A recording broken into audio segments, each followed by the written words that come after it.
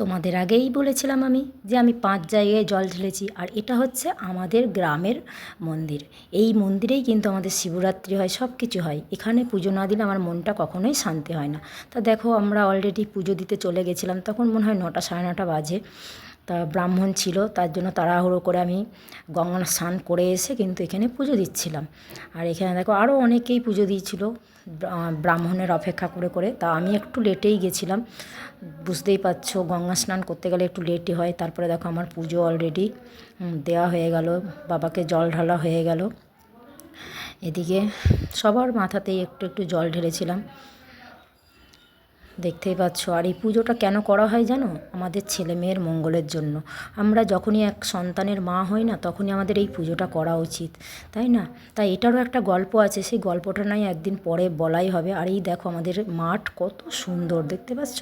আমাদের ধাত্রীগ্রাম স্টেশনের পাশেই কিন্তু মাঠ, আর এই মাঠেই খেলা চলছিল। তারপর দেখো আমার পুজো সারা হওয়ার পরে আমি কিন্তু এদিকে রান্নায় যুক্ত হয়ে গেছি। তার রান্নায় ছিল তোমার হচ্ছে লুচি, আলু কুমড়োর তরকারি, আর এদিকে সুজি, আর হচ্ছে ছোলার ডাল। আর এইদিকে দেখো লুচিগুলো মা আর ভাইয়ের বউ মিলে বেলে দিচ্ছিল, আর আমি কিন্তু রান্নাগুলো করছিলাম। ওরাই সব রেডি করে দিচ্ছিলো, আর আমি রান্না করছিলাম। এদিকে মা আর ভাইয়ের বউ, দেখতে পাচ্ছ, ওরা বসে বসে এগুলো সব করে দিচ্ছিলো। তার সুজিটা আমি করে ফেলেছিলাম, মা আবার এদিকে দেখছিল, আর আমি এদিকে 2টো কড়াইয়ে বসিয়েছিলাম, তার জন্য একটু অসুবিধা হচ্ছিলো।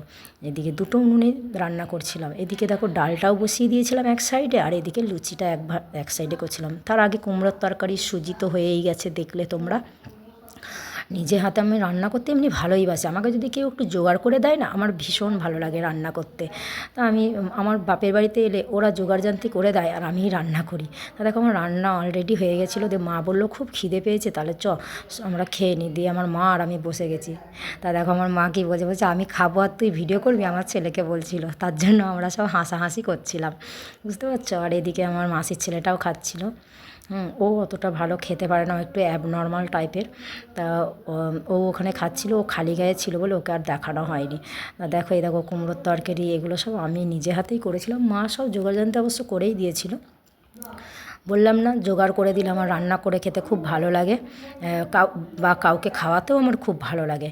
আর এই দিকে দেখো সন্ধেবেলায় আমাদের বাবার মন্দিরে, মানে বাবার কাছে একটা মোমবাতি দিতে হয়, তাই আমি আবারও চলে গেছিলাম সেই বাবার মন্দিরে, আমাদের ভোলে বাবার মন্দিরে। দেখতেই পাচ্ছ অনেকেই মোমবাতি কিন্তু ধরিয়ে দিয়েছে, আর আমিও চলে গেছিলাম সেখানে মোমবাতি ধরাতে। তা ক্যামেরাটা ধরার কেউ ছিল না, তাই নিজেই আমি মোমবাতি ধরানোর পরে কিন্তু ক্যামেরাটা করেছিলাম। তাই এদিকে দেখো যাচ্ছিল শিব পার্বতী, বুঝতেই পারছো গাজন হচ্ছে সব জায়গায়। তা কেমন লাগলো ভিডিওটা অবশ্যই একটা কমেন্ট, লাইক, শেয়ার করে পাশে থেকো সব।